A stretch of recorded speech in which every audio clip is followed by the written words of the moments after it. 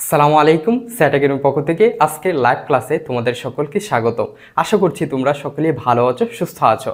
আজকে এই live class জুড়ে আমি আছি তোমাদের সাথে সাগর হাসান, শিক্ষার্থী, রাজশাহী বিশ্ববিদ্যালয়। প্রিয় শিক্ষার্থীরা, আজকের লাইভ ক্লাসে আমরা রাজশাহী বিশ্ববিদ্যালয়ের 23-24 সেশনে আসা বিগত সালের গুরুত্বপূর্ণ কিছু হিসাব বিজ্ঞান প্রশ্নের সমাধান দেখব। তোমরা যারা রাজশাহী বিশ্ববিদ্যালয়ে ভর্তি পরীক্ষা দিবে তোমাদের উচিত এখনই বিগত 10 বছরের প্রশ্ন ভালোভাবে সলভ করা। এখন বিগত কোনো স্টুডেন্ট যদি বিগত 10 বছরের প্রশ্ন ভালোভাবে সলভ করতে পারে তাহলে তার 60% প্রশ্ন কমন থাকবে, হুবহু 60% প্রশ্ন কমন থাকবে, তোমরা লিখে রাখতে পারো যদি ব্যাখ্যা সহকারে। আমি আবার বলছি, একটা প্রশ্ন ব্যাখ্যা সহকারে। এমন না যে একটা প্রশ্ন পড়লাম শুধুমাত্র উত্তরটা জানলাম, বিষয়টা এমন না। একটা প্রশ্ন পড়লাম, উত্তরটা জানলাম এবং বাকি 3টা অপশন কেন হলো না সেটাও ব্যাখ্যা সহকারে তোমাকে পড়তে হবে, তাহলে তুমি 60% মার্ক কমন পাবে। আমরা লাইভ ক্লাসে এভাবেই পড়াবো তোমাদের যে একটা প্রশ্নের উত্তর কেন হলো এবং বাকিগুলো কেন হলো না, এইগুলো ব্যাখ্যা সহকারে পড়বো। যদি তুমি এগুলো ব্যাখ্যা সহকারে পড়তে পারো তাহলে তোমার 60% প্রশ্ন কমন থাকবে ইনশাল্লাহ। সুতরাং কথা বেশি না বাড়িয়ে চলো আজকের ক্লাস শুরু করি। আজকের ক্লাসের প্রথম প্রশ্নটি ছিল, প্রিয় শিক্ষার্থীরা, বিক্রয় বহিতে যা লিপিবদ্ধ হয়। কি বলছে? বিক্রয় বহিতে যা লিপিবদ্ধ হয়। বিক্রয় বহি বলতে কি বোঝায়? বিক্রয় জাবেদায়। তুমি এখানে বলছে বিক্রয় বহিতে অথবা বিক্রয় জাবেদায়, একই কথা। বিক্রয় বহি বলতে যা বোঝায়, বিক্রয় জাবেদা বলতে তাই বোঝায়। আচ্ছা, বিক্রয় বহিতে যা লিপিবদ্ধ করা হয়, অপশনে 4টা অপশন আছে। 1 নম্বর হচ্ছে নগদ বিক্রয়, 2 নম্বর হচ্ছে বাকিতে বিক্রয়, 3 নম্বর হচ্ছে সকল বিক্রয়, 4 নম্বর হচ্ছে বিক্রয় ফেরত। এখন তোমাকে জানতে হবে যে নগদ বিক্রয় কোন জাবেদায় লিপিবদ্ধ করা হয়। নগদ বিক্রয়, যেহেতু নগদ কথাটা আছে, সুতরাং এটা হচ্ছে নগদ প্রাপ্তি জাবেদায় লিপিবদ্ধ করা হয়। কি বলছি? নগদ বিক্রয় নগদ প্রাপ্তি জাবেদায় লিপিবদ্ধ করা হয়, তাহলে এটা হবে না। এখানে বলছে নগদ বহিতে বা নগদ জাবেদায় লিপিবদ্ধ করা হয় কোনগুলা, তাহলে এটা নগদ প্রাপ্তি জাবেদায় লিপিবদ্ধ করা হয়, এটা হবে না। তারপরে বিক্রয় ফেরত, এটা হচ্ছে বিক্রয় ফেরত জাবেদায় লিপিবদ্ধ করা হয়। বিক্রয় ফেরতের আইটেমগুলো বিক্রয় ফেরত জাবেদায় লিপিবদ্ধ করা হয়। সকল বিক্রয় বলতে কি বোঝায়? সকল বিক্রয় বলতে ধারে বিক্রয় বোঝায়, নগদে বিক্রয় বোঝায়। বুঝতে পারছি? সকল বিক্রয় বলতে ধারে বিক্রয় বোঝায়, নগদে বিক্রয় বোঝায়, সুতরাং এটাও হবে না। তাহলে অপশন কি থাকছে? বাকিতে বিক্রয়। এই বাকিতে বিক্রয় অথবা পৃথিবী যত বাকিতে বিক্রয় অথবা ধারে বিক্রয়, এই বিক্রয়গুলো এই নগদ এই বহি বিক্রয় বহিতে লিপিবদ্ধ করা হয় অথবা বিক্রয় জাবেদায় লিপিবদ্ধ করা হয়। আশা করি বুঝতে পারছো যে সকল বাকিতে বিক্রয় অথবা ধারে বিক্রয় এই বিক্রয় বহিতে অথবা বিক্রয় জাবেদায় লিপিবদ্ধ করা হয়। আশা করি তোমরা বুঝতে পারছো। তাহলে সঠিক উত্তর হবে প্রিয় শিক্ষার্থীরা, চলো সঠিক উত্তরটি দেখে নেই। সঠিক উত্তর হবে বাকিতে বিক্রয়। চলো পরবর্তী প্রশ্নে চলে যাই। পরবর্তী প্রশ্নটা কি বলছে দেখে আসি। দেখো, পরবর্তী প্রশ্নটা বলছে যে অগ্রিম খরচের সমন্বয় কি। কি বলছে? অগ্রিম খরচের সমন্বয় কি? সমন্বয় জাবেদা হয় সাধারণত 4 ধরনের লেনদেন। কয় ধরনের লেনদেন? 4 ধরনের লেনদেনের সমন্বয় জাবেদা হয়। একটা হচ্ছে অগ্রিম আয়, আরেকটা হচ্ছে অগ্রিম ব্যয়। হ্যাঁ, একটা হচ্ছে অগ্রিম আয়, একটা হচ্ছে অগ্রিম ব্যয়, একটা হচ্ছে বকেয়া আয় আর একটা হচ্ছে বকেয়া ব্যয়। এই 4 ধরনের লেনদেনের সাধারণত সমন্বয় জাবেদা হয়। সমন্বয় মানে কি? দুইটা লেনদেনকে অ্যাডজাস্ট করা। হ্যাঁ, দুইটা লেনদেনকে অ্যাডজাস্ট করা। দেখো, অগ্রিম খরচ। অগ্রিম খরচ কি আগে তোমাকে জানতে হবে। অগ্রিম খরচ হচ্ছে এক ধরনের সম্পদ, এটা তো সকলে জানি। অগ্রিম খরচ কি? অগ্রিম খরচ হচ্ছে এক ধরনের সম্পদ। এটার সমন্বয় কি হবে? তখন আমরা সমন্বয় করি, তখন আমরা অগ্রিম খরচ যেহেতু এক ধরনের সম্পদ, যখন আমরা সমন্বয় করব তখন সম্পদটা হ্রাস পাবে। কিভাবে হ্রাস পাবে? আমি যদি লিখি জাবেদাটা এরকম হবে যে খরচ হিসাব ডেবিট এবং অগ্রিম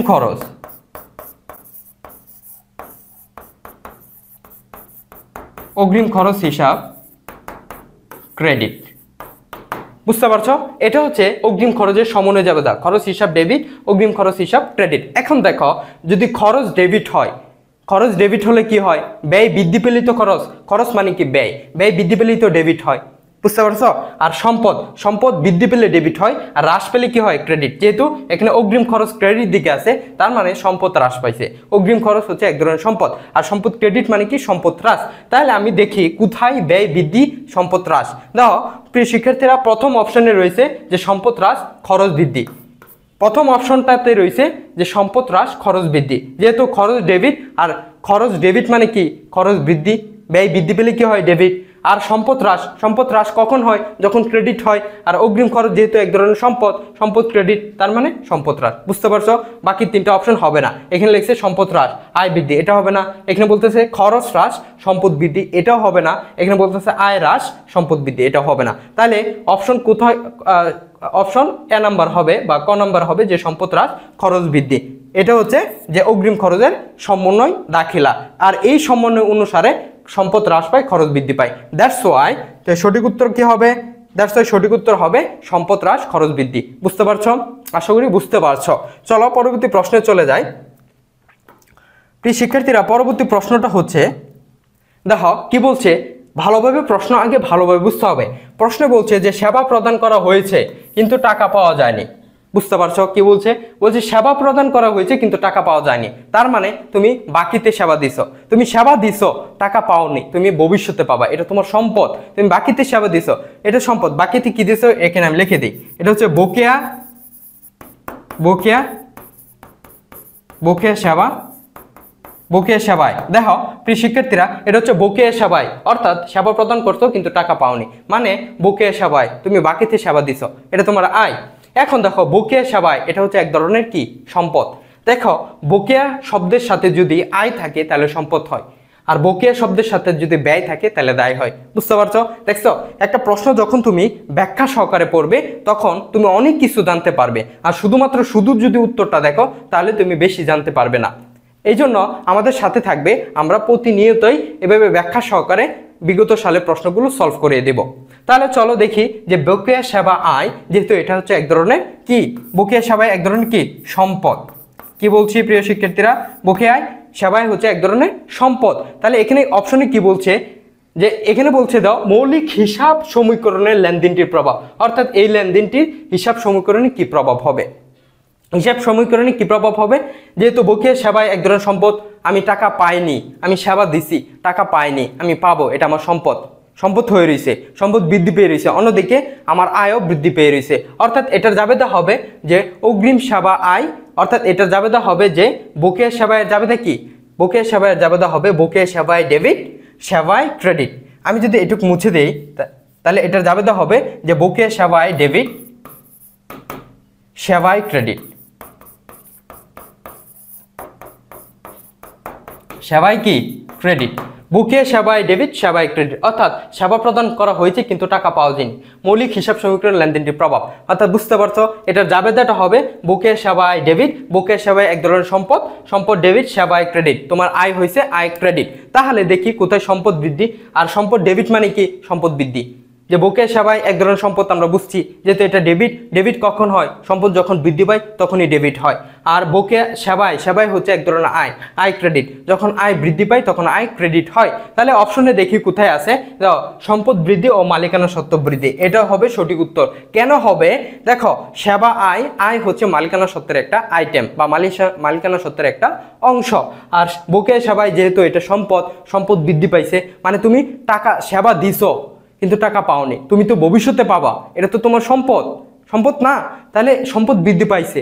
অন্যদিকে তোমার আয় তো হয়েছে, সেবা দেওয়ার ফলে তোমার আয় হয়েছে না। এখন এই আয় কিন্তু মালিকানা সত্ত্বের অংশ, এখানে ডিরেক্টলি আয় বলা নাই, কিন্তু তোমাকে ধরে নিতে হবে যে আয় যেহেতু মালিকানা সত্ত্বের অংশ, যেহেতু আয় বৃদ্ধি পেলে মালিকানা সত্ত্ব বৃদ্ধি পায়। বুঝতে পারছো ট্রিক্সটা কোথায়? যে আয় বৃদ্ধি পেলেও মালিকানা সত্ত্ব বৃদ্ধি পায়। এখানে সরাসরি আয় বৃদ্ধির কথা উল্লেখ নেই, এখানে মালিকানা বৃদ্ধির কথা উল্লেখ। তোমাকে বুঝতে হবে যে আয় বৃদ্ধি পেলে মালিকানা সত্ত্ব বৃদ্ধি পায়। তাহলে সঠিক উত্তর হবে সম্পদ বৃদ্ধি ও মালিকানা সত্ত্ব বৃদ্ধি। বাকি তিনটা অপশন একটাও সঠিক নয়। বুঝতে পারছো প্রিয় শিক্ষার্থীরা? তাহলে সঠিক উত্তর হবে কি? সঠিক উত্তর হবে প্রিয় শিক্ষার্থীরা ক। চলো পরবর্তী প্রশ্নে চলে যাই। পরবর্তী প্রশ্নটা কি বলছে দেখো, পরবর্তী বলছে যে ক্লোজিং এন্ট্রি সম্পূর্ণ করলে যে হিসাবটির ব্যালেন্স শূন্য হয়। ভালোভাবে বুঝতে হবে ক্লোজিং এন্ট্রি অর্থ হচ্ছে সমাপনী দাখিলা। ক্লোজিং এন্ট্রির কথাটার অর্থ হচ্ছে কি? সমাপনী দাখিলা। ক্লোজিং এন্ট্রি কথাটার অর্থ হচ্ছে সমাপনী দাখিলা, সম্পূর্ণ দাখিলা। এখন ক্লোজিং এন্ট্রি মানে কি? সম্পূর্ণ দাখিলা। এই সম্পূর্ণ দাখিলার মাধ্যমে কোন হিসাবটির ব্যালেন্স শূন্য করা হয় এটা আমাকে জানতে চাইছে। কোন হিসাবটির ব্যালেন্স শূন্য করা হয় এটা আমাকে জানতে চাইছে। এখন তোমাকে দেখতে হবে যে সম্পূর্ণ দাখিলার মাধ্যমে কোন হিসাবগুলো ব্যালেন্স শূন্য করা হয়। সম্পত্তি দাখিলার মাধ্যমে সাধারণত দুইটা হিসাব বন্ধ করে দেওয়া হয় অথবা দুইটা হিসাবের ব্যালেন্স শূন্য করে দেওয়া হয়। একটা হচ্ছে আয় হিসাব আর একটা হচ্ছে ব্যয় হিসাব। কি বলছি? একটা হচ্ছে আয় হিসাব আর একটা হচ্ছে ব্যয় হিসাব। এই দুইটা হিসাব মূলত এই সম্পত্তি দাখিলা বা ক্লোজিং এন্ট্রির মাধ্যমে ব্যালেন্সগুলো শূন্য করে দেওয়া হয়। এখন দেখি প্রশ্নে কোথায় আয় অথবা ব্যয় আছে। দেখো প্রশ্নে 1 নম্বরে বলছে অ্যাকুমুলেটেড ডেপ্রিসিয়েশন, ইংরেজিতে লেখা আছে, এর বাংলাটা আমি বলে দিচ্ছি। অ্যাকুমুলেটেড ডেপ্রিসিয়েশন এর বাংলা অর্থ হচ্ছে পুঞ্জীভূত অবচয়। এটা হচ্ছে এক ধরনের বিপরীত সম্পদ। এটা কিন্তু আয় না আয় না ব্যয় না। আমাকে বের করতে হবে কোথায় আয় বা কোথায় ব্যয় আছে, কারণ আয় ব্যয়ের মাধ্যমে আয় ব্যয়ের ব্যালেন্সগুলো শূন্য করা হয়। এই সম্পত্তি দাখিলার মাধ্যমে আয় ব্যয়ের ব্যালেন্সগুলো শূন্য করা হয়। তাহলে যেহেতু অ্যাকুমুলেটেড ডেপ্রিসিয়েশন এর বাংলা হচ্ছে পুঞ্জীভূত অবচয়, আর পুঞ্জীভূত অবচয় এক ধরনের প্রতি সম্পদ বা বিপরীত সম্পদ। এটা আয় না, এটা ব্যয় না, তাহলে এটা হবে না। বুঝতে পারছো? তারপরে প্রিপেড ইন্স্যুরেন্স মানে কি? প্রিপেড ইন্স্যুরেন্স মানে প্রিপেড মানে কি? অগ্রিম। ইন্স্যুরেন্স অর্থ হচ্ছে বীমা। প্রিপেড ইন্স্যুরেন্স মানে অগ্রিম বীমা।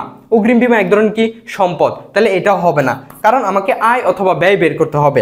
তারপর দেখো অ্যাডভার্টাইজিং সাপ্লাইস। সাপ্লাইস এটাও হচ্ছে এক ধরনের চলতি সম্পদ, সুতরাং এটাও হবে না। খ নম্বরে আছে সার্ভিস রেভিনিউ। সার্ভিস রেভিনিউর বাংলা অর্থ হচ্ছে সেবা আয়। সার্ভিস রেভিনিউর বাংলা অর্থ হচ্ছে কি? সেবা আয়। তাহলে এই আয় পেয়ে গেলাম আমরা।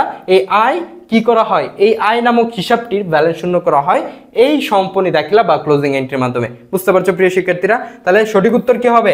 সার্ভিস রেভিনিউ বা সেবা আয়। তাহলে চলো দেখে নেই সঠিক উত্তরটা।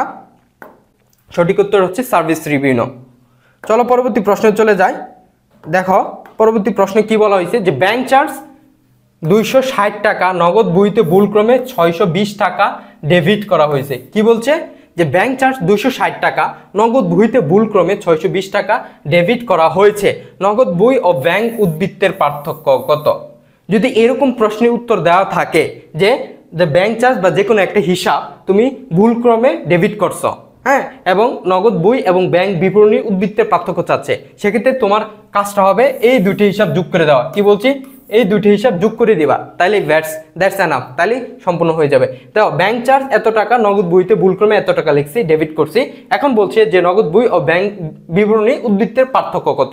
পার্থক্য জানতে চাইছি। সেক্ষেত্রে তুমি এই দুটি হিসাব যোগ করে দিবা, যে 620 এবং 260। 620 এবং 260 যোগ করলে 880। দেখো প্রশ্নে 880 কোথায় আছে? দাও গ নম্বরে 880 আছে। তাহলে সঠিক উত্তর হবে ঘ। সঠিক উত্তর কি হবে? ঘ। বুঝতে পারছো তো? সঠিক উত্তর দেখে নেই, চলো। সঠিক উত্তর হবে ঘ, 880। চলো পরবর্তী প্রশ্নে চলে যাই।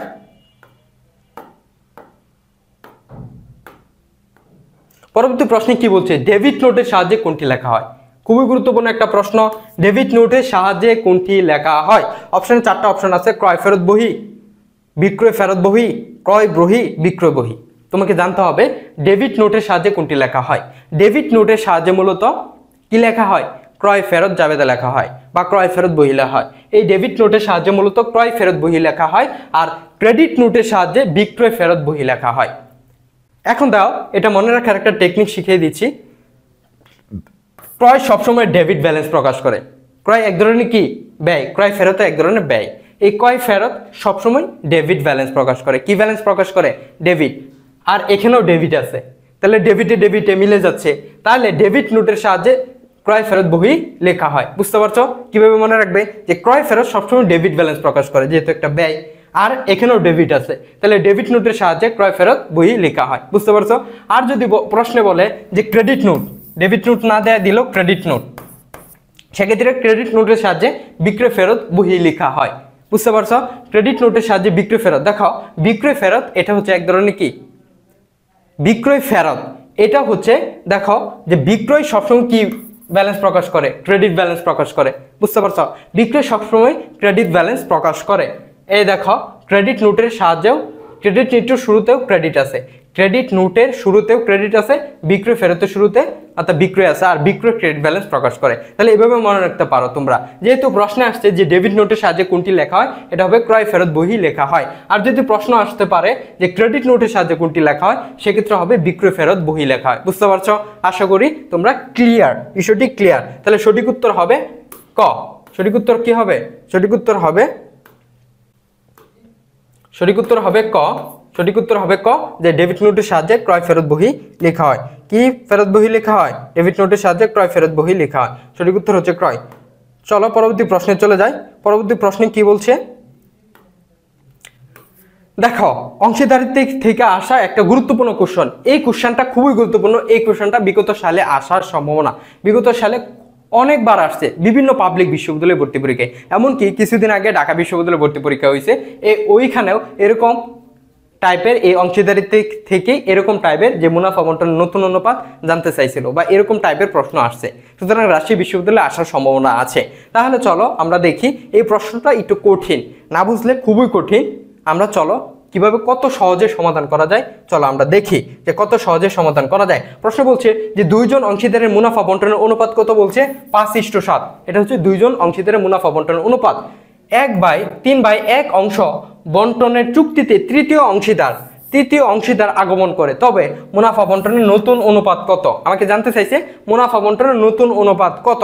এই 5:2 এটা হচ্ছে অর্থাৎ দুইজন অংশীদার, পুরাতন দুইজন অংশীদারের মুনাফা বন্টনের অনুপাত, এবং 3:1 বা 3/1 এটা হচ্ছে যে তৃতীয় অংশীদার যাকে নতুন হিসেবে আনা হয়েছে তার, এটা হচ্ছে মুনাফা বন্টনের অনুপাত। আমাকে তিনজনেরই নতুন মুনাফা বন্টনের অনুপাত জানতে চাইছে। এখন দেখো, তিনজনের নতুন মুনাফা বন্টনের অনুপাত তোমাকে বের করতে হলে প্রথমে কি, যে আগমন করছে, যে তৃতীয় অংশীদার আগমন করছে তার অনুপাতটা লিখবো। যেহেতু এটা ভগ্নাংশ আকারে আছে, 3/1, অর্থাৎ 3 হচ্ছে হর সবসময় নিচে থাকে, 1 হচ্ছে লব। আমাকে হর থেকে লব মাইনাস করব, অর্থাৎ 3 থেকে 1 মাইনাস করব। 3 থেকে যদি 1 মাইনাস করি কত পাবো? 2। কত পাচ্ছি? 2 পাচ্ছি। এখন এই যে 2, এই 2 দ্বারা এই দুইটা অনুপাতকে গুণ করব। কি করব? গুণ করব। এগুলো ভালোভাবে খেয়াল করতে হবে। এই 2 দ্বারা দুইটা অনুপাতকে কি করব? গুণ করব। এখন 5 কে 2 দ্বারা গুণ করি কত পাবো? 10 পাবো, ঠিক কি না?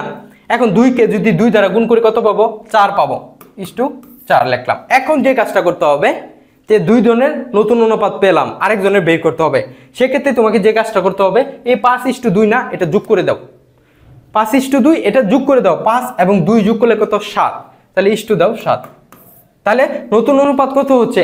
10:4:7। এটা হচ্ছে যে তিনজন অংশীদারের নতুন মুনাফা বন্টনের অনুপাত। বুঝতে পারছো যে প্রথমে কি করতে হবে, যে তৃতীয় অংশীদার যে ব্যবসায় আগমন করছে তার অনুপাতটা লিখতে হবে, এবং সেটা থেকে যেহেতু ভগ্নাংশ আকারে আছে এটাকে কি লিখতে হবে, যে হর থেকে লব মাইনাস করব, অথবা নিচেরটা থেকে উপরেরটা মাইনাস করব, অর্থাৎ 3 থেকে 1 মাইনাস করব 2। এই 2 দ্বারা পুরাতন দুইটা অনুপাত আছে সেটা গুণ করব। গুণ করার পর যে অনুপাতটা বের হবে সেটা হচ্ছে নতুন, এবং পরবর্তীতে এই 2টা যোগ করে দিব। প্রথমে গুণ করব এই 2টাকে, তারপরে এই 2টা যোগ করে দেব। বুঝতে পারছো? তাহলে কত, যে নতুন অনুপাত কত আসছে? 10:4:7। দেখো অপশনে কোথায় আসছে? 10:4:7।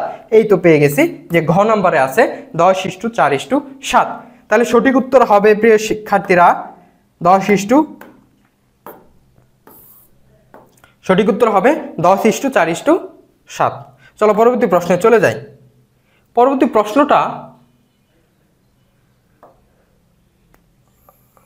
প্রশ্নে কি বলছে দেখো তো।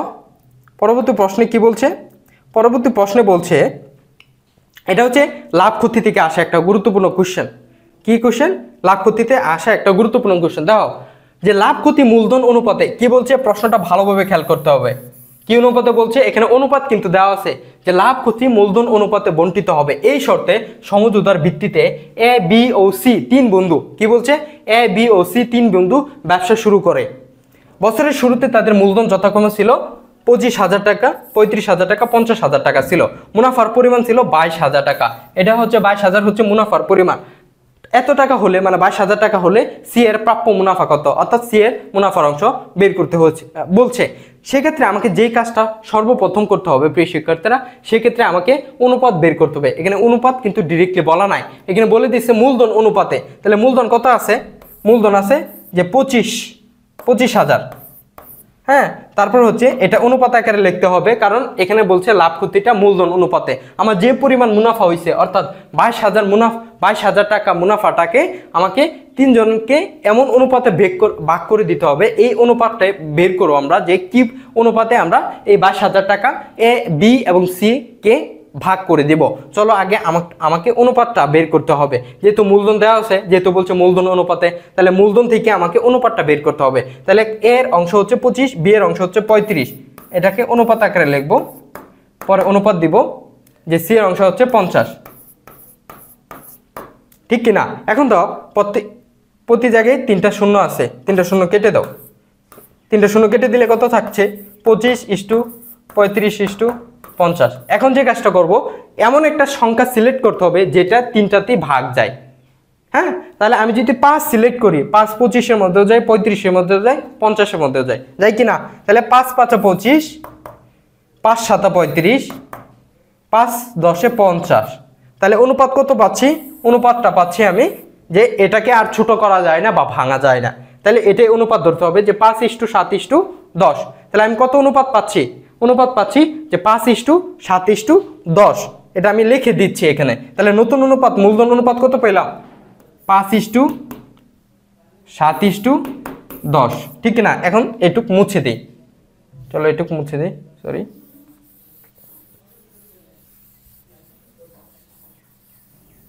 চলো এটুক মুছে দিই। এখন কি করতে হবে? এই যে মুনাফাটা হয়েছে, এখন এই মুনাফাটাকে এই অনুপাতে ভাগ করব। এই 5 হচ্ছে এর অংশ, এই 7 হচ্ছে বি এর অংশ, 10 হচ্ছে সি এর অংশ। বুঝতে পারছো? 5 হচ্ছে এর অংশ, 7 হচ্ছে বি এর অংশ, 10 হচ্ছে সি এর অংশ। এখন 3 জনের অনুপাত পেয়েছি, এখন 22,000 টাকা 3 জনের অনুপাতে ভাগ করে দিব। এখন বলছে সি এর প্রাপ্য অংশ বা সি এর প্রাপ্য মুনাফার অংশ বের করতে বলছে। তাহলে আমি এভাবে বের করব যে 22,000 এর কত? প্রথমে এই অনুপাতগুলো যোগ করব। তাহলে 7 10 আর 5 যোগ করলে 15, 15 7 যোগ করলে 22, তাহলে 22, নিচে 22 লিখবো। এখন সি এর অংশ বের করতে হবে। সি এর অংশ কত আছে? 10। সি এর অনুপাত কত আছে? মুনাফার অনুপাত আছে 10, তাহলে উপরে 10 লিখবো। বুঝতে পারছো তো? এটুক বুঝতে পারলে আমার অঙ্ক ক্লিয়ার হয়ে যাবে। তাহলে দাও 22 এর মানে কি? গুণাকারে আছে, 10/22। তাহলে এই 22 কাটলে উপরে কি থাকে? 1। এখানে কি আছে?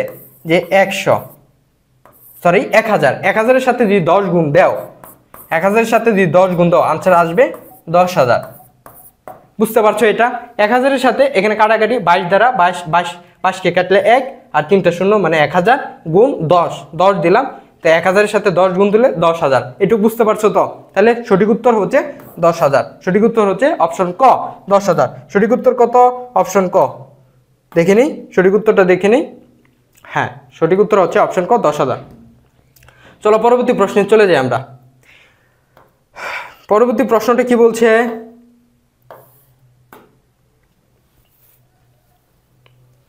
দাও, পরবর্তী প্রশ্ন বলছে একটি কোম্পানি সমচ্ছেদ বিন্দু নির্ণয়ে কোনটি যে তথ্যটি লাগে না? কি বলছে? যে একটি কোম্পানি সমচ্ছেদ বিন্দু নির্ণয়ে যে তথ্যটি লাগে না।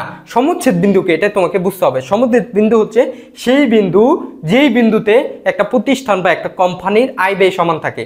বুঝতে পারছো? যে সমচ্ছেদ বিন্দু হচ্ছে সেই বিন্দু যেই বিন্দুতে একটা প্রতিষ্ঠান বা একটা ব্যবসায়ের আয় ব্যয় কি থাকে? সমান থাকে, সেই বিন্দুটাকে বলা হয় সমচ্ছেদ বিন্দু। বুঝতে পারছো? এখানে লিখছে যে যখন আমরা সমচ্ছেদ বিন্দু নির্ণয় করি তখন যে তথ্যটি কাজে লাগে না বা যে তথ্যটি লাগে না সেটা হচ্ছে মোট বিক্রয়ের পরিমাণ। সেটা কি? মোট বিক্রয়ের পরিমাণ, এটা লাগে না। সমচ্ছেদ বিন্দুতে যখন তুমি সমচ্ছেদ বিন্দু নির্ণয় করবা তখন এই মোট বিক্রয়ের পরিমাণ লাগে না। তোমার স্থির ব্যয় প্রয়োজন পড়বে, তোমার পণ্যের বিক্রয় মূল্য কত এটা জানতে হবে, পরিবর্তনশীল ব্যয় কত এটা জানতে হবে যদি তুমি সমচ্ছেদ বিন্দু নির্ণয় করো। কিন্তু মোট বিক্রয়ের পরিমাণ কত এটা তোমার জানা লাগবে না যখন তুমি সমচ্ছেদ বিন্দু নির্ণয় করবে। তাহলে সঠিক উত্তর হবে ক, মোট বিক্রয়ের পরিমাণ। এই তথ্যটি জানা লাগে না সমচ্ছেদ বিন্দু নির্ণয়ের ক্ষেত্রে। তাহলে সঠিক উত্তর কি হবে? সঠিক উত্তর হবে, চলো দেখে নিই, সঠিক উত্তর হচ্ছে ক। দেখছো? মোট বিক্রয়ের পরিমাণ, এই তথ্যটি সমচ্ছেদ বিন্দু নির্ণয়ে জানা লাগে না, বাকিগুলো অবশ্যই জানা লাগে। চলো পরবর্তী প্রশ্নে চলে যাই আমরা। দেখো পরবর্তী প্রশ্নটি কি বলছে? একটি কোম্পানি চলতি মূলধন দেওয়া আছে। কত দেওয়া আছে? চলতি মূলধন 30,000 টাকা। কত দেওয়া আছে? 30,000 টাকা। এবং চলতি অনুপাত দেওয়া আছে চলতি অনুপাত দেওয়া আছে কত? এখানে দেওয়া নাই, 7:5 হবে সম্ভবত। দেখি চলতি অনুপাতটা, হ্যাঁ না 7:3। চলতি অনুপাতটা কত? 7:3 দেওয়া আছে না? আচ্ছা, এখানে দেখো চলতি অনুপাত দেওয়া আছে 7:3। কত দেওয়া আছে? 7:3। চলতি মূলধনের পরিমাণ দেওয়া আছে কত? 30,000 টাকা। চলতি অনুপাত দেওয়া আছে 7:3। তারপরে বলছে যে কোম্পানির চলতি সম্পত্তির পরিমাণ কত, কি বের করতে বলছে, চলতি সম্পত্তির পরিমাণ কত এটা আমাকে বের করতে হবে। এই প্রশ্ন সলভিং এর আগে তোমাকে জানতে হবে যে চলতি মূলধনের অনুপাতের সূত্র এবং চলতি অনুপাতের সূত্র কি। দেখো আমি এখানে লিখে দিয়েছি যে চলতি মূলধন এর সূত্র হচ্ছে চলতি সম্পদ থেকে চলতি দায় বাদ দিলে চলতি মূলধন পেয়ে যাব, চলতি সম্পদ থেকে চলতি দায় বাদ দিলে চলতি মূলধন পেয়ে যাব, এবং চলতি অনুপাতের সূত্র হচ্ছে চলতি সম্পদ ডিভাইড বাই চলতি দায়। এখানে আমি লিখে দিচ্ছি যে চলতি অনুপাতের সূত্র কি,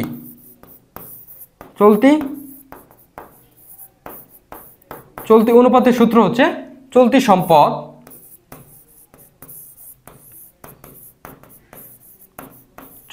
ডিভাইড বাই চলতি দায়, চলতি সম্পদ ডিভাইড বাই কি চলতি দায়, এটা হচ্ছে চলতি অনুপাতের সূত্র, চলতি সম্পদ ডিভাইড বাই চলতি দায়। তাহলে চলতি সম্পদ কি আছে 7, চলতি দায় কত আছে 3, তাহলে চলতি অনুপাত কি বুঝতে পারছো। এই দুইটা সূত্র আগে জানতে হবে, মনে করো তুমি কিছুই জানো না, এই দুইটা সূত্র তোমাকে মাসবি জানা লাগতে হবে এই প্রশ্নে সলভ করতে গেলে। তাহলে প্রথম হচ্ছে যে চলতি অনুপাতের সূত্র হচ্ছে চলতি সম্পদ থেকে চলতি দায় মাইনাস করতে হবে, আর এখানে চলতি মূলধন দেওয়া আছে এত টাকা, আর চলতি অনুপাত দেওয়া আছে 7:3, আর চলতি অনুপাতের সূত্র কি, চলতি অনুপাতের সূত্র হচ্ছে চলতি সম্পদকে চলতি দায় দ্বারা ভাগ করা, হ্যাঁ, আর এটাকে মাইনাস করা, বুঝতে পারছো। এখন দেখো আমি যদি চলতি অনুপাত দেওয়া আছে কত 7:3 না, তাহলে 7:3 সমান আমি এটা লিখতে পারি, চলতি অনুপাত দেওয়া আছে কত 7:3, আর চলতি অনুপাতের সূত্র কি চলতি সম্পদ ডিভাইড বাই চলতি দায়। তাহলে চলতি সম্পদ, তাহলে এই 7 হচ্ছে চলতি সম্পদ, এই 7 হচ্ছে চলতি সম্পদ, এই 3 হচ্ছে চলতি দায়। এটুকু তো বুঝতে পারছো, এটুকু বুঝতে পারছো যে চলতি অনুপাত দেওয়া আছে 7:3, চলতি অনুপাত মানে কি চলতি সম্পদ ডিভাইড বাই চলতি দায়, তার মানে 7 হচ্ছে চলতি সম্পদ, 3 হচ্ছে চলতি দায়। এটুকু তো বুঝতে পারছো ঠিক কিনা, এটুক তো বুঝতে পারছো কিনা, এটুক বুঝতে পারছো, আশা করছি এটুক বুঝতে পারছো। এখন আমি ধরে নিচ্ছি যে চলতি সম্পদ 7x, চলতি দায় 3x, এটা ধরে নিলাম যে চলতি অনুপাত মানে কি চলতি সম্পদ ডিভাইড বাই চলতি দায়। তাহলে চলতি সম্পদ ধরে নিলাম 7x, চলতি দায় ধরে নিলাম আমি 3x।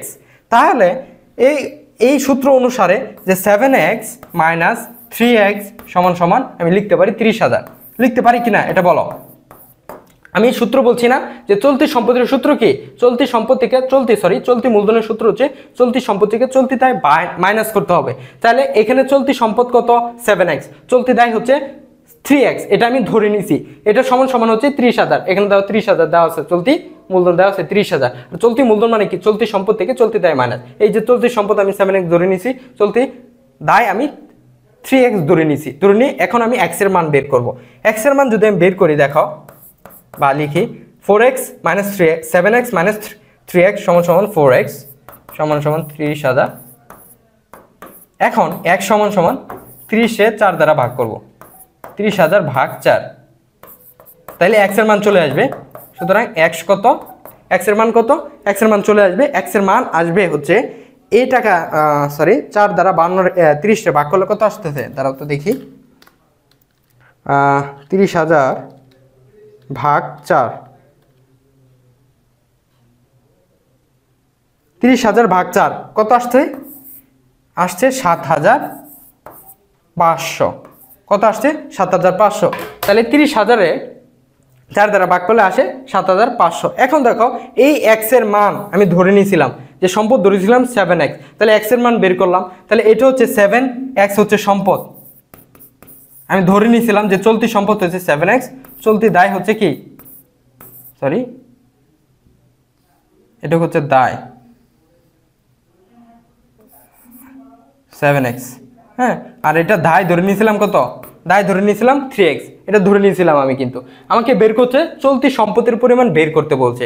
কি বের করতে বলছে চলতি সম্পদ, তাহলে চলতি সম্পদ 7x, x এর মান আমি বের করে নিয়েছি, তাহলে 7 এর সাথে x এর মান গুণ করব, যেহেতু গুণ আকার আছে, x এর মান কত পেলাম, x এর মান পেলাম 7,500, তাহলে 7 এর সাথে 7,500 গুণ করলে আসে আমার আনসার আসে 7,535 যে 52,500, আনসার আছে 52,500। কত আনসার আছে, আনসার আছে আমার এই 52,500, এই 52,500 হচ্ছে আমার আনসার। বুঝতে পারছো কিভাবে বের করছি। প্রথম হচ্ছে চলতি সম্পদ, যেহেতু চলতি সম্পদ কত আমি জানি না, আমাকে ধরে নিতে হবে যে চলতি অনুপাত দেওয়া আছে, চলতি অনুপাত মানেই তো চলতি সম্পদ ডিভাইড বাই চলতি দায়, যেহেতু অনুপাত আকারে আছে আমি ধরে নিই চলতি সম্পদ 7x, চলতি দায় 3x ধরে নিলাম। এখন এই 7x থেকে 3x মাইনাস করলে 30,000 পাবো। কেন? যে চলতি মূলধনের সূত্র আমরা কি পড়ছি, চলতি সম্পদ থেকে চলতি দায় মাইনাস করতে হবে, অর্থাৎ 7x থেকে 3x মাইনাস করব। মাইনাস করলে যেই x এর মানটা আসবে এই x এর মানটা আমি এখানে বসায় দিব, যে এই যে ধরে নিয়েছিলাম যে 7x, এখন x এর সাথে 7 গুণ করব। 7 গুণ করলে কত আসতেছে, যে 7 গুণ করলে x এর মান হচ্ছে 7,500, যদি গুণ করি আছে 52,500, তাহলে সঠিক উত্তর হবে কোথায় দেখে 52,500, ঘ, অপশন ঘ তে আছে 52,500। সঠিক উত্তর অপশন ঘ তে আছে 52,500। তাহলে সঠিক উত্তর কি হবে, ঘ, 52,500। চলো পরবর্তী প্রশ্নে আমরা চলে যাই। পরবর্তী প্রশ্নটি কি বলছে প্রিয় শিক্ষার্থীরা? পরবর্তী প্রশ্নটা বলছে যে খুবই গুরুত্বপূর্ণ একটা প্রশ্ন, এই প্রশ্নটা বিগত সালে অনেকবার আসছে।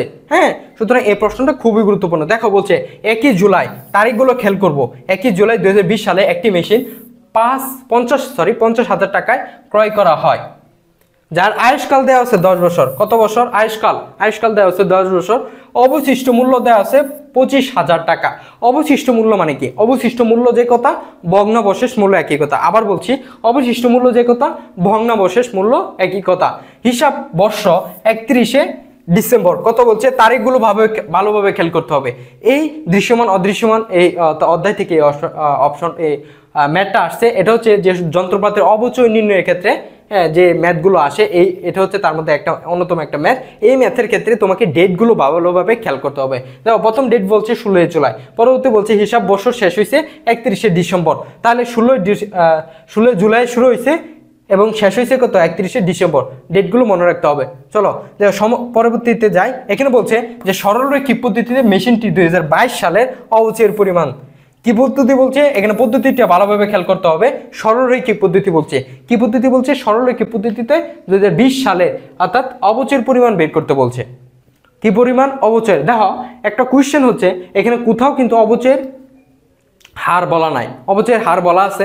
এখন অবচয়ের হার ছাড়া তুমি অবচয় কিভাবে বের করবা? বলা নাই, যেহেতু অবচয়ের হার বলা নাই, তাহলে আমাকে অবচয়ের হার বের করে নিতে হবে। ফার্স্ট অফ অল এটা হচ্ছে প্রথম কাজ, যে অবচয়ের পরিমাণ বের করতে হবে বা অবচয়ের হার বের করতে হবে। অবচয়ের হার বের করার সূত্র কি? আমরা জানি যে সরলরৈখিক পদ্ধতিতে অবচয়ের হার বের করার সূত্র হচ্ছে 100% ডিভাইড বাই আয়ুষ্কাল।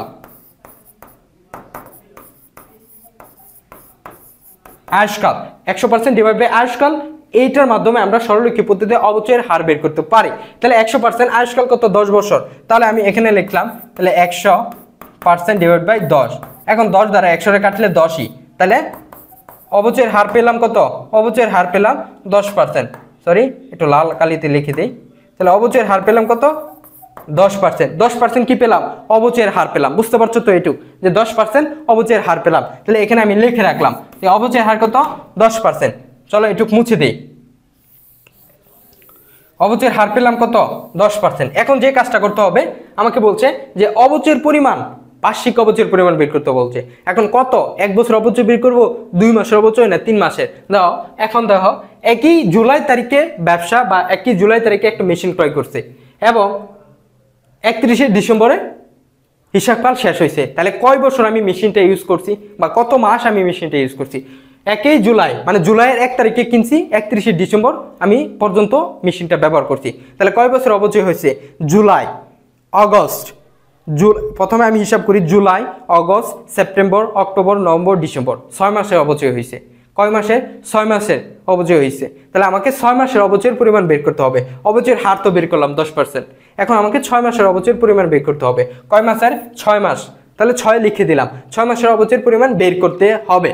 এখন দেখো যে বার্ষিক অবচয়ের পরিমাণ বের করার সূত্র কি জানো? যে বার্ষিক অবচয়ের পরিমাণ, এখানে আমি সূত্রটা লিখে দিচ্ছি, প্রিয় শিক্ষার্থীরা তোমরা নোট করতে পারো। বার্ষিক অবচয়ের পরিমাণ বা বার্ষিক অবচয় বের করার সূত্রটা হচ্ছে যে সরলরৈখিক পদ্ধতিতে বার্ষিক অবচয় বের করার সূত্র কি জানো? বার্ষিক অবচয় বের করার সূত্র হচ্ছে ক্রয় মূল্য। কি মূল্য?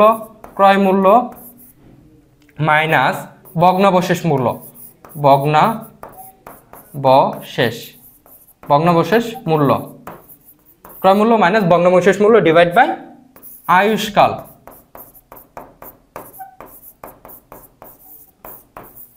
এই সূত্রটা লিখে রাখো, এই সূত্রের মাধ্যমে বার্ষিক অপচয় বের করা হয়। তাহলে বার্ষিক অপচয় নির্ণয়ের সূত্র হচ্ছে ক্রয় মূল্য মাইনাস ভগ্নাবশেষ মূল্য ডিভাইড বাই কি বলছে, ডিভাইড বাই বলছে আয়ুষ্কাল, ডিভাইড বাই কি বলছে আয়ুষ্কাল বলছে। তাহলে ক্রয় মূল্য দেওয়া অপশনে দেওয়া আছে একটা মেশিন ক্রয় করছে 50,000 টাকা মাইনাস ভগ্নাবশেষ মূল্য, অবশিষ্ট মূল্য যে কথা ভগ্নাবশেষ মূল্য বলতে একই কথা। তাহলে আমি লিখতে পারি এখানে তাহলে ক্রয় মূল্য কত দেওয়া আছে 50,000 মাইনাস ভগ্নাবশেষ মূল্য, ভগ্নাবশেষ মূল্য দেওয়া আছে 2,500 টাকা অর্থাৎ 2,500 টাকা। এখান থেকে ভাগ করব আয়ুষ্কাল, আয়ুষ্কাল কত দেওয়া আছে 10 বছর, আয়ুষ্কাল কত দেওয়া আছে 10 বছর। 10 বছর ভাগ করলে দেখো যে 50,000 থেকে 2,500 চলে গেলে কত, উপরটা আমি মুছে দিচ্ছি, হ্যাঁ উপরের অংশটুকু মুছে দিচ্ছি। সূত্রটা লিখে নিতে পারো, সূত্রটা লিখে নাও গুরুত্বপূর্ণ। তাহলে এইটুকু মুছে দিচ্ছি কারণ উপরে অঙ্ক করতে হবে, এই জন্য মুছে দিচ্ছি, বুঝছো। এখন দাও যে 50,000 থেকে 2,500 মাইনাস করলে কত আসে 47,500। এই 47,500কে 10 দ্বারা ভাগ করব। 10 দ্বারা ভাগ করলে কত আসবো, 1 বছর অপচয়, বার্ষিক অপচয় 1 বছরের অপচয় বের করবো। 47,500কে 10 দ্বারা দেখি ভাগ করি কত আসে, এই 47,500 ভাগ 10, 10 দ্বারা ভাগ করলে আসে, 10 দ্বারা যদি ভাগ করে আসে 4,750। কত আসে 4,750 আসে, কত আসে 4,700। এই 4,750 হচ্ছে, একটু মুছে দিই, এই 4,750 হচ্ছে আমার 1 বছরের অপচয়। কিন্তু আমি তো মেশিনটা 1 বছর ব্যবহার করিনি, আমি তো মেশিন ব্যবহার করছি 6 মাস, 6 মাস ব্যবহার করছি। এটা হচ্ছে 4,750 1 বছর অপচয়, কিন্তু আমি মেশিন ব্যবহার করছি 6 মাস, 6 মাসের অপচয় বের করতে হবে। এখানে দেওয়া আছে 1 বছরের অপচয়। তাহলে 6 মাসের অপচয় বের করার সূত্র কি, যে এটা হচ্ছে 1 বছর অপচয়। 1 বছর মানে কি কত মাস, 12 মাস। তাহলে 12 দ্বারা ভাগ করবো, তাহলে প্রতি মাসেরটা বের হয়ে যাবে। এই টাকাটাকে যদি 12 দ্বারা ভাগ করি তাহলে প্রতি মাসের অপচয় কয় মাসের বের করতে হবে 6, তাহলে 6 দ্বারা গুণ করো, তাহলে 6 মাসের বের হয়ে যাবে, বুঝতে পারছো। তাহলে 7,500, এটাকে দেখো এই 6 দ্বারা এই 12টা কাটলে কত 2, হ্যাঁ এই 2 দ্বারা এটারে ভাগ করলে আসে 25। এই 2 দ্বারা আমি যদি ভাগ করি 47 50 ভাগ 2 অর্থাৎ 2,375। কত আসে 2,375।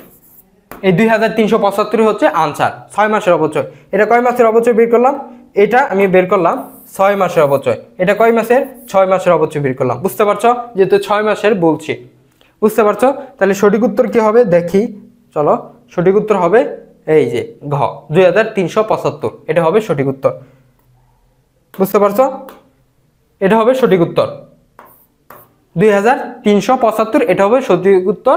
যে 6 মাসের অপচয় কত 2,375। এই অঙ্কটা খুবই গুরুত্বপূর্ণ এবং ক্রিটিক্যাল অঙ্ক, আশা করছি তোমরা সহজে বুঝতে পারছো, সহজভাবেই করিয়ে দিলাম। চলো পরবর্তী প্রশ্নে চলে যাই। পরবর্তী প্রশ্নে আমরা আমাকে দেখি কি বলা হয়েছে। পরবর্তী প্রশ্নে দেখো পরবর্তী প্রশ্নটা কি বলা হয়েছে, যে এবিসি কোম্পানি একটি পুরাতন মেশিন বিনিময় করে যার বহিমূল্য এত টাকা এবং ন্যায্য বাজার মূল্য দেওয়া আছে কত 35,000 টাকা। এখানে দুইটা মূল্য দেওয়া আছে, একটা হচ্ছে বহিমূল্য আর একটা হচ্ছে বাজার মূল্য দেওয়া আছে 35,000 টাকা। দেখো বলছে যে নতুন মেশিনটির ক্রয় মূল্য হিসাবে পুরাতন মেশিন সহ, ভালোভাবে খেয়াল করো, যে নতুন মেশিনটির মূল্য হিসাবে পুরাতন মেশিন সহ অতিরিক্ত 10,000 টাকা পরিশোধ করা হয়েছে। এবিসি কোম্পানির বইতে নতুন মেশিনের মূল্য রেকর্ড হবে, মানে মূল্য কত দেখাতে হবে, বা মূল্য আমি কত দেখাবো, নতুন মেশিনের মূল্য আমি কত দেখাবো আমি এই বিষয়টা আমি এক্সপ্লেন করে দিচ্ছি। ধরো তোমার কাছে একটা পুরাতন মেশিন আছে, এখন এই পুরাতন মেশিনটা দীর্ঘদিন ব্যবহার করছো, এখন তুমি চাচ্ছ একটা নতুন মেশিন ক্রয় করতে, কিন্তু তোমার কাছে ওই পর্যাপ্ত পরিমাণ অর্থ নেই। এখন তুমি পুরাতন মেশিনটা দিছো এবং সাথে 10,000 টাকা দিছো, 10,000 টাকা দিয়ে একটা মেশিন ক্রয় করছো, বুঝছো, এটুকু বুঝছো যে পুরাতন মেশিন এবং সাথে 10,000 টাকা দিয়ে একটি নতুন মেশিন ক্রয় করছো। তাহলে সেই নতুন মেশিনের মূল্য কত দেখাতে হবে বইতে, বা বিক্রয় বইতে বা হিসেবের বইতে সেই নতুন মেশিনের মূল্য কত দেখাতে হবে, এটা আমাকে বলছে। এখন দেখো এখানে দুইটা মূল্য দেওয়া আছে, পুরাতন মেশিনের দুইটা মূল্য, একটা হচ্ছে বহিমূল্য আর একটা হচ্ছে বাজার মূল্য। সবসময় বাজার মূল্য কাউন্ট করব। কত মূল্য, বাজার মূল্য কাউন্ট করব। বাজার মূল্য আছে 35,000, এখানে বহিমূল্য আছে 39,000, আমাকে বাজার মূল্য কাউন্ট করতে হবে। বাজার মূল্য 35,000, এটা হচ্ছে বাজার মূল্য 35,000, এটা হচ্ছে পুরাতন মেশিনের, এর সাথে পুরাতন মেশিনের সাথে 10,000 টাকা আমি কি অতিরিক্ত দিছি। তাহলে 35 এবং 10 যোগ করলে কত 45। তাহলে নতুন মেশিনের মূল্য কত? 45। বুঝতে পারছো যে 35,000 টাকা এটা হচ্ছে পুরাতন মেশিন, এর সাথে 10,000 টাকা অ্যাড করে আমি নতুন মেশিন আনছি। তাহলে নতুন মেশিনের মূল্য কত? 35 আর 10 45, হিসাব সহজ। তাহলে বুঝতে পারছো 45। তাহলে অপশন খতে আছে 45,000। কোথায় আছে? অপশন খতে আছে 45,000। দেখো এখানে আছে অপশন খতে আছে কত? অপশন খতে আছে 45,000। তাহলে সঠিক উত্তর হবে খ। সঠিক উত্তর কি হবে? সঠিক উত্তর হবে খ, 45,000। চলো পরবর্তী প্রশ্নে দেখি কি আছে। পরবর্তী প্রশ্নে, আর্থিক বছরের শুরুতে উদ্বৃত্ত পত্রের সম্পত্তির পরিমাণ ছিল এত টাকা, 5,500 টাকা, এবং মালিকের মূলধন ছিল 4,200 টাকা। কত বলছে? যে সম্পত্তির পরিমাণ ছিল 5,500 টাকা এবং মালিকের মূলধন ছিল 4,250 টাকা। উক্ত বছরে সম্পত্তি বেড়েছে কত? সম্পত্তি বেড়েছে হচ্ছে 1,250 টাকা এবং দায় বেড়েছে হচ্ছে কত? 1,050 টাকা। বছর শেষে মালিকের মূলধন পরিমাণ কত? মালিকের মূলধন পরিমাণ জানতে চাইছে। এটা হচ্ছে হিসাব সমীকরণ থেকে আসা একটা কোশ্চেন। তার আগে আমাকে জানতে হবে যে মালিকের মূলধন বলতে যে কথা বোঝায়, মালিকানা সত্ত্ব বলতে একই কথা বোঝায়, কারণ মূলধন মালিকানা সত্ত্বের অংশ। তাহলে এখানে মূলধন বলতে যে কথা বোঝায়, মালিকানা সত্ত্ব বলতে একই কথা বোঝায়। তাকে তোমাকে আগে প্রথম কি জানতে হবে? হিসাব সমীকরণ জানতে হবে, হিসাব সমীকরণ ব্যবহার জানতে হবে। হিসাব সমীকরণ আমরা পড়ছি এ সমান সমান এল প্লাস ওই, এটা হচ্ছে হিসাব সমীকরণ, এটা আমরা পড়ছি। ঠিক আছে, এই ওই দ্বারা বোঝায় মালিকানা সত্ত্ব, যেহেতু মালিকানা সত্ত্ব বলে না মালিকের মূলধন, মূলধনই হচ্ছে ওই। বুঝতে পারছো এটুক? আচ্ছা, এখন দেখো বছরের শুরুতে সম্পদ ছিল কত? 5,500। তাহলে এ মানে কি? সম্পদ। তাহলে সম্পদ লিখলাম 5,500। বুঝতে পারছো? সমান সমান। তারপরে দায়, বছরের শুরুতে দায়ের কথা বলে নাই, বছরের শুরুতে দায়ের কথা বলে নাই। আচ্ছা, মালিকের মূলধন ছিল কত? 4,250। মূলধন মানে কি? মালিকানা সত্ত্ব। মূলধন কি কোথায় অ্যাড হবে? মালিকানা সত্ত্বে প্লাস। তাহলে মূলধন ছিল কত বা মালিকানা সত্ত্ব ছিল 4,250, লিখলাম 4,250। আচ্ছা দেখো 4,250 এটা হচ্ছে মালিকানা সত্ত্ব ছিল বছরের শুরুতে। আমাকে জানতে চাইছে বছরের শেষে মালিকের মূলধন বা মালিকানা সত্ত্ব কত। তাহলে আমাকে কি বের করতে হবে? দাও, উক্ত বছরের সম্পত্তি বেড়েছে, বাড়লে কি যোগ, বাড়লে কি যোগ, কমলে হ্রাস, হ্রাস বা কমলে কি হবে? মাইনাস। বাড়লে যোগ হবে, কমলে মাইনাস হবে। এটুক মাথায় রাখো। যেহেতু বলছি বেড়েছে, বেড়েছে কত? 1,250। বেড়েছে মানে কি? যোগ। সম্পদ বেড়েছে, তাহলে যোগ করলাম 1,250, যোগ করলাম সমান সমান কি বলছে? যে দায় বেড়েছে কত? 1,050, 1,050। দায় বেড়েছে কত? 1,050। আগে তোমাকে জানতে হবে বছরের শুরুতে দায় কত। এটা তো বছরের মাঝামাঝি দায় বেড়েছে। বছরের শুরুতে দায় বের করার সূত্র হচ্ছে যে সম্পদ থেকে তুমি যদি মালিকানা সত্ত্ব বাদ দাও তাহলে দায় বের হয়ে যাবে। সম্পদ থেকে যদি মালিকানা সত্ত্ব বাদ দাও তাহলে দায় বের হয়ে যাবে। তাহলে দায় কত বের হবে? 5,500 থেকে 4,200 বাদ দিলে 5,500 থেকে আমি যদি 4,250 মাইনাস করি তাহলে আসবে 1,250, অর্থাৎ 1,250। কত আসবে? 1,250। তাহলে বছরের দায় বের করলাম কি? দায়ের পরিমাণ কিন্তু দেওয়া নাই, আমি কি বের করে নিলাম যে 1,250 দায়ের পরিমাণ বের করে নিলাম। না বের করলে চলতো, কিন্তু তোমাদের সুবিধার্থে, বোঝানোর সুবিধার্থে বের করে নিলাম। যদি কোনো অপশন মিসিং থাকে সেটাকে বের করব। যেমন দায় দেওয়া নাই, আমাকে দায় বের করে নিছি, যে সম্পদ থেকে মালিকানা সত্ত্ব বাদ দিছি, দায় বের হয়ে গেছে। বুঝতে পারছো? তাহলে এখন বলছে যে সম্পত্তি বেড়েছে, বছরের মাঝামাঝি সময় সম্পত্তি বেড়েছে 1,250। আমি যেহেতু বেড়েছে বাড়লে যোগ করছি 1,250 সম্পত্তি। বুঝতে পারছো? সমান সমান। তারপরে বলছে দায় বেড়েছে, দায়ও বেড়েছে বলছে, দায়ও বেড়েছে বলছে কত? 1,050। যেহেতু দায়ও বেড়েছে তাহলে প্লাস, বাড়লে কি? প্লাস। কত বাড়ছে? 1,050। তাহলে 1,050 যোগ করলাম। এখন বলছে তাহলে মালিকানা সত্ত্ব কত বাড়ছে। এখানে কিন্তু বছরের মাঝামাঝি সময়ে বা উক্ত বছরে মালিকানা সত্ত্ব কত বাড়ছে এটা বলে নাই, বা মালিকের মূলধন কত বাড়ছে এটা বলে নাই। বছরের শুরুতে মালিকের মূলধন ছিল, কিন্তু বছরের মাঝামাঝি সময়ে মালিকের মূলধন কত বাড়ছে এটা বলে নাই। তাহলে আমাকে বের করে নিতে হবে। তাহলে আমাকে কিভাবে বের করব? এই সম্পদ থেকে যদি দায় বাদ দিই তাহলে তো মালিকানা সত্ত্ব বের হবে। আমি প্রথমে সম্পদ থেকে মালিকানা সত্ত্ব বাদ দিয়েছি, দায় বের হয়েছে। এখন যদি আমি সম্পদ থেকে দায় বাদ দিই তাহলেই তো মালিকানা সত্ত্ব বের হবে। তাহলে বছরের শেষে মালিকানা সত্ত্ব বের হবে, বা বছরের মাঝামাঝি সময়ের মালিকানা সত্ত্বটা বের হবে। তাহলে 1,250 থেকে 1,050 যদি বাদ দেই তাহলে থাকে কত? 200। কত? 200। এখন দেখো প্রিয় শিক্ষার্থীরা, 200 এটা হচ্ছে বছরের মাঝামাঝি সময় মালিকানা সত্ত্ব। আর বছরের শুরুতে মালিকানা সত্ত্ব বা মালিকের মূলধন কত ছিল? 4,250। আর বছরের মাঝামাঝি সময় হয়েছে কত? 200। তাহলে আমি যদি যোগ করি 4,250 যোগ 200, যদি যোগ করি তাহলে হয় 4450। কত হয়? 4450। কত হয়? 4450। এই 4450 হচ্ছে বছরের শেষে মালিকের মূলধন বা মালিকানা সত্ত্ব। বুঝতে পারছো? যে বছরের শুরুতে ছিল মালিকের মূলধন ছিল 4250, বছরের শেষে মালিকের মূলধন জানতে চাইছে। বছরের মাঝামাঝি সময়ে মালিকের মূলধন হয়েছে 200, তাহলে বছরের শুরুতে আর মাঝামাঝি যোগ করছি, যোগ করে বের হয়েছে কত?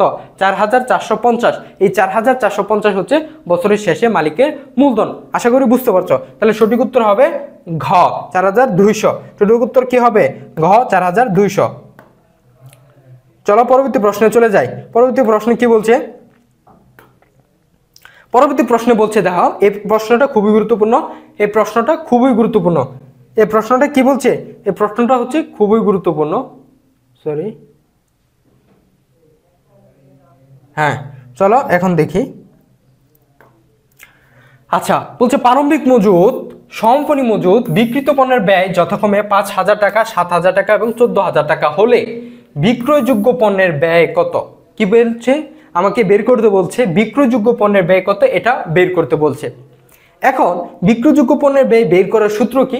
সূত্র আছে, সূত্রটা হচ্ছে এটা, আমি লিখে দিয়েছি। সূত্রটা তোমরা নোট করে নিতে পারো যে বিক্রয়যোগ্য পণ্যের ব্যয় বের করার সূত্র হচ্ছে বিক্রিত পণ্যের ব্যয়ের সাথে সম্পূর্ণ মজুদ যোগ করা। কি বলছি? যে বিক্রয়যোগ্য, কি বলছি? বিক্রয়যোগ্য পণ্যের ব্যয় বের করার সূত্র হচ্ছে বিক্রিত পণ্যের ব্যয়ের সাথে সম্পূর্ণ মজুদ যোগ করা। বুঝতে পারছো? যে বিক্রয়যোগ্য পণ্যের ব্যয় বের করার সূত্র হচ্ছে বিক্রিত পণ্যের ব্যয়ের সাথে সম্পূর্ণ মজুদ যোগ করা। আচ্ছা দেখি যে বিক্রিত পণ্যের ব্যয় আছে কত। যে প্রশ্নে বিক্রিত পণ্যের ব্যয় কিন্তু দেওয়া আছে, যে শেষে দেওয়া আছে 14000। বিক্রিত পণ্যের ব্যয় দেওয়া আছে কত? 14000। তাহলে 14000 লিখলাম, প্লাস সম্পূর্ণ মজুদ দেওয়া আছে 700 লিখলাম। তাহলে দুটো যোগ করি, যোগ করলে কত আসতেছে? 14700। তাহলে 14700 হচ্ছে বিক্রয়যোগ্য পণ্যের ব্যয়, বা বিক্রয়যোগ্য পণ্যের ব্যয় কত? 14700। অপশন খতে আছে 14700। বুঝতে পারছো? এই সূত্রটা লিখে নিতে পারো। তাহলে উত্তর হবে কি? উত্তর হচ্ছে খ 14700। চলো পরবর্তী প্রশ্নে চলে যাই। পরবর্তী প্রশ্নটা কি বলছে দেখো। পরবর্তী প্রশ্নে চলে যায়। দেখো পরবর্তী প্রশ্নে চলে যায়। এটা তো করলামই, হ্যাঁ এটা তো, হ্যাঁ পরবর্তী প্রশ্ন দেখো। পরবর্তী প্রশ্নটা একটু উপরে দেই, তাহলে দেখতে সুবিধা হবে। দেখো পরবর্তী প্রশ্নটা কি বলছে এখানে, নিজ প্রয়োজন ব্যবসা হতে পণ্য উত্তোলন। কি বলছে? নিজ প্রয়োজনে ব্যবসা হতে পণ্য উত্তোলন। পণ্য উত্তোলনের এখানে জাবেদা চাইছে, যেহেতু জাবেদা লেখা আছে, জাবেদা চাইছে। প্রিয় শিক্ষার্থীরা, উত্তোলন সবসময় ডেবিট হয়, যেহেতু এটা মালিকের ব্যক্তিগত খরচ, আর খরচ আমরা জানি সবসময় কি হয়? ডেবিট হয়। উত্তোলন সবসময় ডেবিট হয়, আর যা উত্তোলন করছে সেটা ক্রেডিট হয়। যদি নগদ উত্তোলন করে তাহলে নগদ ক্রেডিট, যদি পণ্য উত্তোলন করে তাহলে পণ্য নামে তো কোনো হিসাব নাই হিসাব বিজ্ঞানে, তাহলে পণ্যের জায়গায় কি হবে? ক্রয় হবে। তাহলে পণ্য উত্তোলন এর সঠিক জাবেদা হবে উত্তোলন ডেবিট। আমি লিখে দিচ্ছি যে পণ্য উত্তোলন এর সঠিক জাবেদা হবে যে উত্তোলন ডেবিট এবং ক্রয় ক্রেডিট। কি হবে? উত্তোলন ডেবিট এবং ক্রয় ক্রেডিট। তাহলে দেখি অপশনে কোথায় আছে উত্তোলন ডেবিট ক্রয় ক্রেডিট। ক্রয় ডেবিট আছে, উত্তোলন ক্রেডিট, তাহলে এটা হবে না। উত্তোলন ডেবিট ক্রয় ক্রেডিট, হ্যাঁ এটা সঠিক উত্তর। উত্তোলন ডেবিট ক্রয় ক্রেডিট, উত্তোলন ডেবিট ক্রয় ক্রেডিট। তাহলে পণ্য উত্তোলন সঠিক জাবেদা হবে উত্তোলন ডেবিট ক্রয় ক্রেডিট। বুঝতে পারছো? চলো পরবর্তী প্রশ্নে চলে যাই। পরবর্তী প্রশ্ন কি? এটা সঠিক উত্তরটা দেখে নাও। সঠিক উত্তর খ। চলো পরবর্তী প্রশ্নে চলে যাই। পরবর্তী প্রশ্নটা কি বলছে যে রেয়ামিলের দুই দিকে পার্থক্য যে হিসাবের মাধ্যমে দেখানো হয়। রেয়ামিলের দুই দিকের পার্থক্য, অর্থাৎ অনেক সময় রেয়ামিল ভুল হয়, ভুল হওয়ার কারণে রেয়ামিল মিলে না। সেক্ষেত্রে দুই দিকের পার্থক্য সমান করতে আমরা অনিশ্চিত হিসাব লিখি, যেটাকে ইংরেজিতে বলা হয় সাসপেন্স অ্যাকাউন্ট। কি বলা হয়? এই সাসপেন্স অ্যাকাউন্ট বলা হয়। সাসপেন্স অ্যাকাউন্ট ইংরেজিতে বলা হয় সাসপেন্স অ্যাকাউন্ট, বাংলাতে বলা হয় অনিশ্চিত হিসাব। বুঝতে পারছো? তাহলে সঠিক উত্তর হবে অনিশ্চিত হিসাব, যে হিসাবের মাধ্যমে রেয়ামিলের দুই দিকের পার্থক্য সমান করা হয়। তাহলে সঠিক উত্তর কি হবে? অনিশ্চিত হিসাব। চলো পরবর্তী প্রশ্নে যাই। পরবর্তী প্রশ্নে কি বলছে দেখে আসি। পরবর্তী প্রশ্নে বলছে যে ব্যাংক সম্বন্ধে বিবরণীতে ডিপোজিট ইন ট্রানজিট। কি বলছে? ডিপোজিট ইন ট্রানজিট কিভাবে সমন্বয় হবে? যে ব্যাংক সম্বন্ধে বিবরণীতে ডিপোজিট ইন ট্রানজিট কিভাবে সমন্বয় হবে? এটা হচ্ছে যে ব্যাংক ব্যালেন্সের সাথে যোগ করতে হবে। কি? যে এই ডিপোজিট ইন ট্রানজিট এইটা তোমাকে সমন্বয় করতে হলে অবশ্যই সেটা ব্যাংক ব্যালেন্সের সাথে যোগ করতে হবে। তাহলে অপশন গতে সেটা দেওয়া আছে যে ব্যাংক ব্যালেন্সের সাথে যোগ। তাহলে সঠিক উত্তর হবে ঘ, ব্যাংক ব্যালেন্সের সাথে তোমাকে যোগ করতে হবে এই ডিপোজিট ইন ট্রানজিট। এই লেনদেনটা তোমাকে সমন্বয় করতে হলে সেটা ব্যাংক হিসাবের সাথে বা ব্যাংক ব্যালেন্সের সাথে বা ব্যাংক হিসেবের ব্যালেন্সের সাথে যোগ করতে হবে। চলো পরবর্তী কোশ্চেন চলে যায়। পরবর্তী প্রশ্নটা হচ্ছে অবচয় ধার্য করা হয়। অবচয় কি? অবচয় ধার্য করা হয় সম্পত্তির মূল্য হ্রাস করতে, কর বোঝা হ্রাস করতে, সঠিক মুনাফা নির্ণয় করতে, আয় বৃদ্ধি করতে। অবচয় কি? অবচয় হচ্ছে একটা সম্পদ ব্যবহারজনিত ক্ষতিকে, একটা সম্পদের ব্যবহারজনিত ক্ষতিকে বলা হয় অবচয়। সাপোজ ধরো তুমি একটা সম্পদ ক্রয় করছো বা একটা ল্যাপটপ ক্রয় করছো, নতুন একটা ল্যাপটপ 50,000 টাকা দিয়ে ক্রয় করছো। 5 বছর ব্যবহার করার পর কি সেই 50,000 টাকায় তুমি বিক্রি করতে পারবে? জীবনেও বিক্রি করতে পারবে না। 5 বছর ব্যবহার করার পর সেই ল্যাপটপের মূল্য কি হয়ে যাবে? কমতে থাকবে। কেন কমবে? তুমি ব্যবহার করার কারণে কমতে থাকবে। আর এই যে ব্যবহার করার কারণে যেই পরিমাণ মূল্য কমছে সেটা হচ্ছে অবচয়।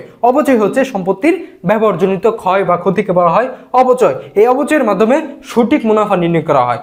সঠিক মুনাফা নির্ণয় করতে হলে তোমাকে অবশ্যই অবচয় ধার্য করতে হবে, না হলে তুমি সঠিক মুনাফা নির্ণয় করতে পারবে না। তাহলে সঠিক উত্তর হচ্ছে সঠিক মুনাফা নির্ণয় করতে অবচয় ধার্য করা হয়। বুঝতে পারছো? ক্লিয়ার? চলো পরবর্তী প্রশ্নে যাই। সঠিক উত্তরটা দেখে নাও। সঠিক উত্তর হচ্ছে সঠিক মুনাফা নির্ণয় করতে, বাকিটা হবে না। আয় বৃদ্ধিতে কখনো অবচয় ধার্য করা হয় না, কর বোঝা হ্রাস করতেও অবচয় ধার্য করা হয় না, সম্পত্তির মূল্য হ্রাস করতে অবচয় ধার্য করা হয় না। তাহলে দেখি পরবর্তী প্রশ্নে চলে যাই। দেখো পরবর্তী প্রশ্নটা খুবই গুরুত্বপূর্ণ, আমি লিখে দিয়েছি।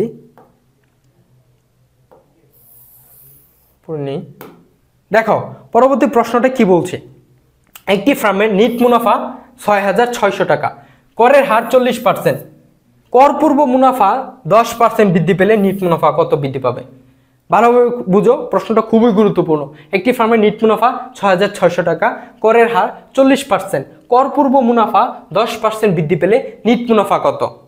নিট মুনাফা আমাকে জানতে চাইছে যে নিট মুনাফা কত পার্সেন্ট বাড়বে, নিট মুনাফা কত পার্সেন্ট বাড়বে। এখানে তোমাদের শুরুতে দিয়ে দিয়েছি যে নিট মুনাফা 6,600 টাকা, এটা হচ্ছে প্রারম্ভিক মুনাফা। এখানে আমি লিখে দিয়েছি যে প্রারম্ভিক নিট মুনাফা দেওয়া আছে 6,600 টাকা। আমাকে সম্পূর্ণ নিট মুনাফা বের করতে হবে। তাহলে প্রারম্ভিক থেকে সম্পূর্ণ নিট মুনাফা বাদ দিলেই বোঝা যাবে যে কত পার্সেন্ট বাড়ছে। তাহলে আমাকে সম্পূর্ণ নিট মুনাফা বের করতে হলে আগে আমাকে করপূর্ব মুনাফা পরিমাণ জানতে হবে, কারণ করপূর্ব মুনাফার পরিমাণ জানতে হবে। তাহলে করপূর্ব মুনাফা ছিল, করপূর্ব মুনাফা বের করার সূত্র হচ্ছে এই নিট মুনাফাকে, করপূর্ব মুনাফা বের করার সূত্র হচ্ছে, এখানে আমি লিখে দিই, সূত্র হচ্ছে নিট মুনাফাকে বের করার সূত্র হচ্ছে নিট মুনাফাকে ভাগ করতে হবে 1 মাইনাস করের হার। এই সূত্রটা লিখে রাখতে পারো, খুবই গুরুত্বপূর্ণ। যে কর পূর্ব মুনাফা বের করার সূত্র হচ্ছে নিট মুনাফাকে 1 মাইনাস করের হার দ্বারা ভাগ করতে হবে। দেখো এখানে নিট মুনাফা ছিল কত? 6,600 টাকা, এই যে 6,600, এটাকে ভাগ করছি 1 মাইনাস করের হার। 1 মাইনাস করের হার কত? 40%। 40% মানে কি? 0.40। 40% মানে কি? 0.40। এটাকে ভাগ করলে আমার আসতেছে কত? 11,000। তাহলে কর পূর্ব মুনাফা আসতেছে কত? 11,000 টাকা। বুঝতে পারছো? কর পূর্ব মুনাফা আসতেছে 11,000। এখন কর পূর্ব মুনাফা 10% বৃদ্ধি পেলে, এখানে বলে দিয়েছে কিন্তু 10%, তাহলে 11,000 এর 10% কত? যেহেতু বলছে 10% বৃদ্ধি পেলে, তাহলে আমরা প্রথমে পরিমাণটা বের করছি, কর পূর্ব মুনাফার পরিমাণটা বের করছি 10%। করপূর্ব মুনাফার পরিমাণটা বের করছি 11,000। কিভাবে বের করছি সেটা বলে দিচ্ছি যে সূত্রর সাহায্যে। কি সূত্র? সেটা হচ্ছে করপূর্ব মুনাফা বের করার সূত্র হচ্ছে নিট মুনাফাকে 1 মাইনাস করের হার দ্বারা ভাগ করলেই করপূর্ব মুনাফা চলে আসবে। তাহলে করপূর্ব মুনাফা পেলাম কত? 11,000। এখন এই 11,000 টাকার 10% বলছে করপূর্ব মুনাফা 10% বৃদ্ধি পেলে, তাহলে করপূর্ব মুনাফা কত? 11,000। 11,000 এর 10% মানে কত? 11,000 এর 10% হচ্ছে 1100 টাকা। এখানে লিখে দিয়েছি 11,000 এর 10% কত? যে 11,000 এর 10% হচ্ছে 1100 টাকা। তাহলে 11,000 এর সাথে 1100 টাকা যদি যোগ করি 12,100 টাকা হবে। 11,000 এর সাথে 11% যদি যোগ করি, যে 11,000 হচ্ছে করপূর্ব মুনাফা, এর করপূর্ব মুনাফার 10% বৃদ্ধি পাইছে, মানে 11,000 এর 10% কত? এখানে দেখো 11,000 এর 10% হচ্ছে 1100 টাকা। 11,000 এর 10% কত? 1100 টাকা। এখন 11,000 এর সাথে 1100 যোগ করব, যোগ করলে কত আসতেছে? যোগ করলে আসতেছে 12,100। যোগ করলে কত আসতেছে? 12,100। এখন এই 12,100 হচ্ছে আমার করপূর্ব মুনাফা বা করপূর্ব মুনাফা। এখন নতুন নিট মুনাফা হবে এই নতুন নিট মুনাফা যখন আমি নির্ণয় করব, এই করপূর্ব মুনাফা ভাগ 1 মাইনাস করা হার, 1 মাইনাস করা হার। যদি নিট মুনাফা দেওয়া আছে কত, নিট মুনাফা দেওয়া আছে 12,100, এটা হচ্ছে করপূর্ব নিট মুনাফা দেওয়া আছে 12,100। এটাকে যদি আমরা এই সূত্র আবার সূত্রের মাধ্যমে ভাগ করি 1 মাইনাস করা হার দ্বারা, তাহলে আমরা পাবো কত, 7,260 টাকা। এটা হচ্ছে যে সম্পূর্ণ নিট মুনাফা বা বছরের শেষে নিট মুনাফা পেলাম 7,260। বছরের শুরুতে নিট মুনাফা কত ছিল, 6,600। বছরের শেষে নিট মুনাফা ছিল 7,260। তাহলে কত পার্সেন্ট কমছে বা কত পার্সেন্ট বৃদ্ধি পাইছে, দেখো এখানে দেখাই দেই, দেখো কত পার্সেন্ট বৃদ্ধি পাইছে, কত পার্সেন্ট বৃদ্ধি পাইছে। যে বছরের শুরুতে ছিল, বছরের শেষে ছিল 7,260 নিট মুনাফা, বছরের শুরুতে নিট মুনাফা হচ্ছে 6,600, তাহলে বৃদ্ধি পাইছে কত পার্সেন্ট। তাহলে 7,000 থেকে 6,600 মাইনাস করব, মাইনাস করে সেটাকে বছরের শুরুতে যে নিট মুনাফা ছিল 6,600 এটা দ্বারা ভাগ করব, ভাগ করলে চলে আসবে 10%। তাহলে নিট মুনাফা বাড়বে কত পার্সেন্ট, 10%। তাহলে নিট মুনাফা বাড়বে কত, বাড়বে 10%। নিট মুনাফা বাড়বে কত, 10%। নিট মুনাফা বাড়বে, নিট মুনাফা বাড়বে 10%। নিট মুনাফা বাড়বে কত, 10%, আমরা দেখলাম। তাহলে সঠিক উত্তর হবে 10%। প্রিয় শিক্ষার্থীরা, আজকের লাইভ ক্লাসটি এ পর্যন্তই। যে আশা করছি তোমরা অনেক কিছু বুঝতে পারছো। হ্যাঁ, যদি তোমরা এভাবে বুঝে বুঝে ব্যাখ্যা সহকারে ক্লাস করো, তাহলে তোমরা যদি বিগত 10 বছরের প্রশ্ন সলভ করতে পারো, আশা করছি তোমরা রাজশাহী বিশ্ববিদ্যালয়ে একটা সিট তোমরা কনফার্ম করতে পারবে। আমরা প্রতিদিনই স্যাট একাডেমির পক্ষ থেকে প্রতিদিনই এরকম লাইভ ক্লাসের আয়োজন করা হবে। আশা করছি তোমরা সকলেই যুক্ত হবে, লাইক, কমেন্ট এবং শেয়ারের মাধ্যমে তোমাদের বন্ধুদের জানিয়ে দেবে। সুতরাং আশা করছি তোমরা সকলেই উপকৃত হবে এরকম লাইভ ক্লাস করার জন্য। সুতরাং আজকে লাইভ ক্লাসটি এ পর্যন্তই। আল্লাহ হাফেজ, সকলে ভালো থাকবে, ধন্যবাদ।